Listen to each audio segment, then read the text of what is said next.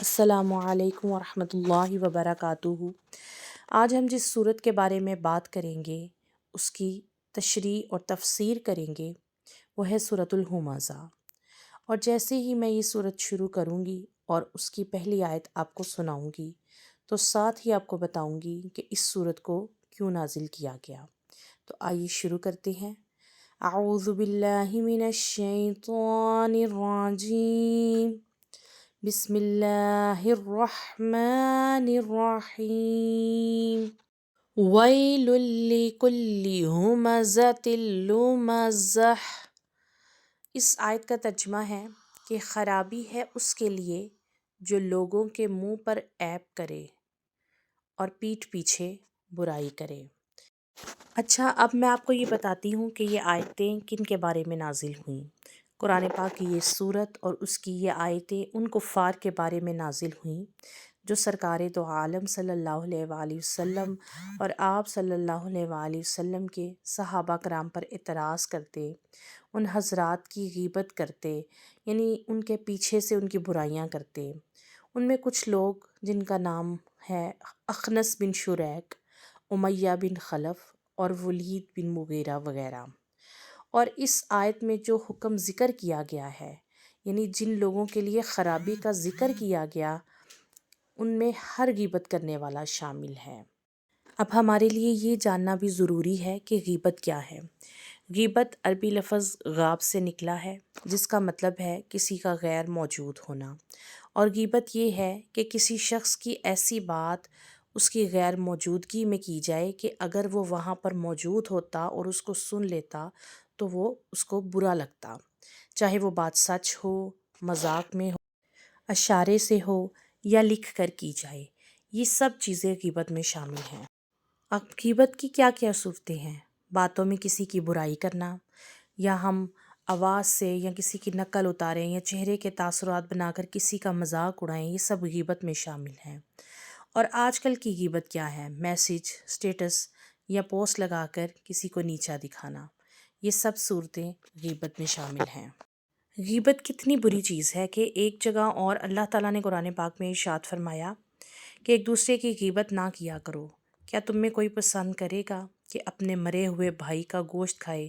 تو یہ تمہیں ناپسند ہوگا۔ یعنی جو شخص کسی کی غیبت کرتا ہے، گویا اس نے اپنے مرے ہوئے بھائی کا گوشت کھایا۔ اسی لیے تو اللہ پاک نے اس آیت میں فرمایا کہ خرابی ہے اس شخص کے لیے جو لوگوں کے منہ پر عیب نکالے اور پیٹھ پیچھے برائی کرے۔ اس کے بعد اللہ پاک اگلی آیت میں فرماتا ہے، الذی جمع مالا وعددہ، کہ جس نے مال جوڑا اور گن گن کر رکھا۔ یعنی پہلی آیت میں یہ فرمایا کہ جو تانے دینے والے اور غیبت کرنے والے ہیں ان کے لیے بھی خرابی ہے، اور اس شخص کے لیے بھی خرابی ہے جو مال جوڑتا ہے اور گن گن کر رکھتا ہے۔ معلوم ہوا کہ مال جوڑنا اور گن گن کر رکھنا، لوگوں کے منہ پر عیب نکالنا اور پیٹھ پیچھے برائی کرنا، یہ سب غلط باتیں ہیں۔ اور ہمارے معاشرے میں مالدار لوگوں کی ایک ایسی تعداد ہے جو ان سب بیماریوں میں مبتلا ہے۔ اللہ ان سب کو ہدایت عطا فرمائے۔ یاد رہے کہ مال جمع کرنا اور گن گن کر رکھنا کن صورتوں میں برا ہے۔ نمبر 1 کہ وہ مال حرام ذریعے سے کمایا جائے، یعنی غلط کاموں سے۔ پھر جمع شدہ مال کے حقوق ادا نہ کیا جائے، یعنی زکوٰۃ، صدقہ جو فرض چیزیں ہیں ان میں سب سے پہلے زکوٰۃ آتی ہے، وہ ادا نہ کی جائے اور غریب لوگوں کو نہ دیا جائے۔ اور پھر تیسرا، مال جمع کرنے میں ایسا بندہ مشغول ہو جائے کہ اللہ کی ذات کو ہی بھول جائے۔ اور چوتھا کون سا ہے؟ وہ یہ ہے کہ اللہ تعالیٰ پر توکل کرنے کی بجائے صرف مال کو مصیبتیں دور کرنے کا ذریعہ سمجھا جائے۔ یہ سب غلط ہے۔ اس کے بعد کی آیات میں اللہ تعالیٰ فرماتا ہے، یحسب ان مالہ اخلدہ، کیا یہ سمجھتا ہے کہ اس کا مال اسے دنیا میں ہمیشہ رکھے گا؟ کلا لینبذن فی الحطمہ، ہرگز نہیں، ضرور وہ روندنے والی میں پھینکا جائے گا۔ وَمَا أَدْرَاكَ مَا الْحُطَمَةُ، اور تو نے کیا جانا کیا ہے روندنے والی؟ نار اللہ الموقدہ، اللہ کی آگ کے بھڑک رہی ہے، التی تطلع علی الافئدہ، اور جو دلوں پر چڑھ جائے گی، انہا علیہم مؤصدہ، بے شک وہ ان پر بند کر دی جائے گی، فی عمد ممددہ، لمبے لمبے ستونوں میں۔ اب ان ساری آیات کا میں نے اکٹھا ترجمہ پڑھا کیونکہ ان کی بات آپ کو جب اکٹھے بولوں گی تو سمجھ آئے گی۔ اس میں اللہ فرماتا ہے کہ وہ سمجھتا ہے کہ اس کا مال اسے دنیا میں ہمیشہ رکھے گا، ہرگز نہیں، وہ ضرور چورا چورا کر دینے والی میں پھینکا جائے گا۔ اور تجھے کیا معلوم ہے کہ وہ چورا چورا کر دینے والی کیا ہے؟ وہ اللہ کی بھڑکائی ہوئی آگ ہے، وہ جو دلوں پر چڑھ جائے گی، بے شک وہ ان پر بند کر دی جائے گی لمبے لمبے ستونوں میں۔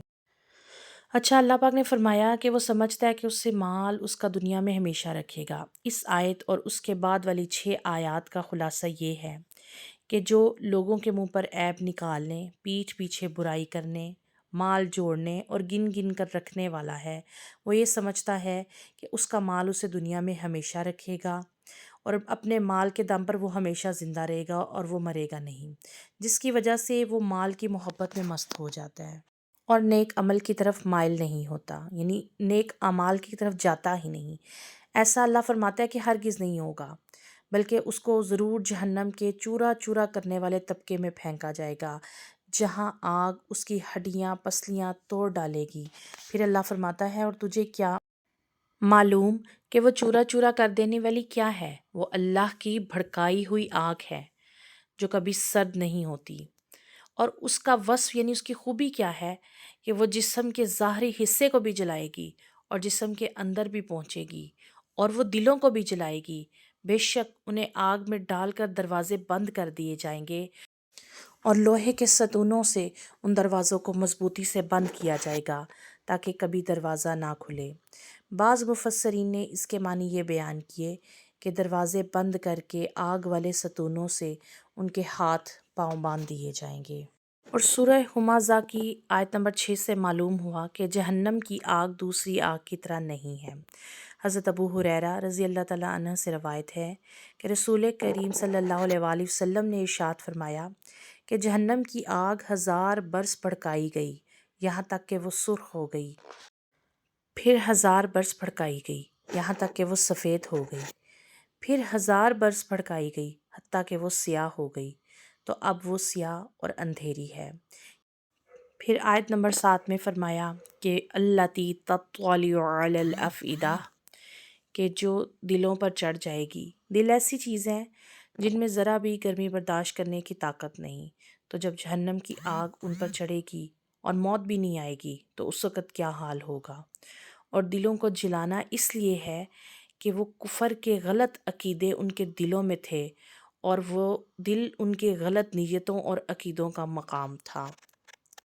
پھر آخری 2 آیات میں اللہ پاک نے فرمایا انہا علیہم مؤصدہ فی اعماد ممددہ، کہ بے شک وہ ان پر بند کر دی جائے گی لمبے لمبے ستونوں میں۔ جیسا کہ میں نے آپ لوگوں کو بتایا کہ وہ آگ میں جلائے جائیں گے اور آگ کے ہی ستونوں پہ یا وہ باندھے جائیں گے یا ستونوں کے ساتھ وہ دروازے ہمیشہ کے لیے بند کر دیے جائیں گے۔ اب ہمیں اس سے سیکھنا کیا ہے کہ دوسروں کی تذلیل کرنا بہت بڑا گناہ ہے۔ جو لوگ طعنے دیتے ہیں، مذاق اڑاتے ہیں، غیبت کرتے ہیں، اشاروں سے نیچا دکھاتے ہیں، اللہ تعالیٰ ان کے انجام سے ہمیں اس صورت میں خبردار فرماتا ہے۔ پھر دوسری بات یہ کہ عزت مال سے نہیں بلکہ انسان کے اخلاق اور اعلیٰ کردار سے ہوتی ہے۔ زیادہ دولت انسان کو بڑا نہیں بناتی، بلکہ ہمیں اسلام نے جو اچھے اخلاق اور جو اپنا کردار بہتر کرنے کی تعلیم دی ہے وہی انسان کی عزت بناتی ہے۔ تیسری بات کہ مال کا غرور انسان کو دھوکے میں ڈالتا ہے۔ یہ سمجھنا کہ مال ہمیشہ رہے گا اور دولت سب کچھ بچا لے گی، یہ انسان کی غلط فہمی ہے اور خطرناک غلط فہمی ہے۔ اور چوتھی بات یہ کہ یہ صورت ہمیں یاد دلاتی ہے کہ اللہ हर चीज़ देख रहा है और बुरे अखलाक का अंजाम बड़ा सख्त है। और सबसे आखिरी बात कि जहन्नम की आग को दिलों तक पहुंचाने वाली बताया गया है, यानी असल ख़राबी दिल में होती है और सज़ा भी अंदर तक असर करती है, इसलिए दिल की इस्लाह बहुत ज़रूरी है। अऊज़ु बिल्लाहि मिनश शैतानिर रजीम। बिस्मिल्लाहिर रहमानिर रहीम। वैलुल लिकुल्लि हुमज़तिल लुमज़ह निल्लज़ी जमअ मालन वअद्ददह यहसबु अन्न मालहु अख़लदह कल्ला लयुनबज़न्न फ़िल हुतमह वमा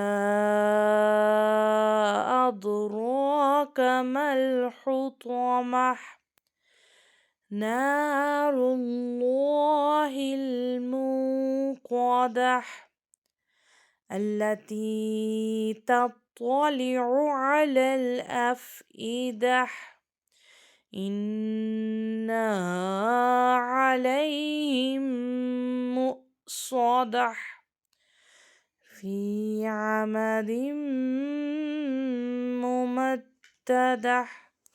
सदक़ल्लाहुल अज़ीम।